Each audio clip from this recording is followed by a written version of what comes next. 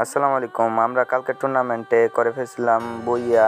প্রথমে আমার সামনে একটা এনিমি ছিল, আমি তাকে নক করে লঞ্চ প্যাড দিয়ে আমার টিমমেটের সাথে উড়ে যাচ্ছিলাম।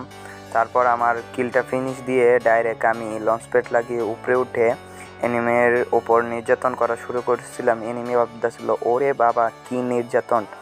আর এটা ছিল একটা টুর্নামেন্ট লবি, বলতে 60 টাকা বা 50 টাকার টুর্নামেন্ট লবি ছিল। একটা এনিমিকে আমি ডাউন করার পরে ব্লু মেল্টার মেরে ওর উপরে নির্যাতন করতেছিলাম।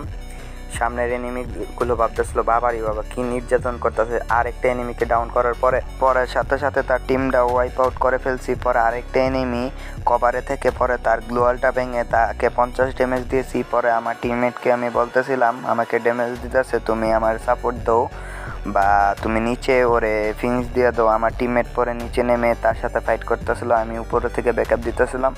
পরে সাথে সাথেই তার টিম ওয়াইপ আউট করে আমরা বুইয়া করে ফেলছিলাম।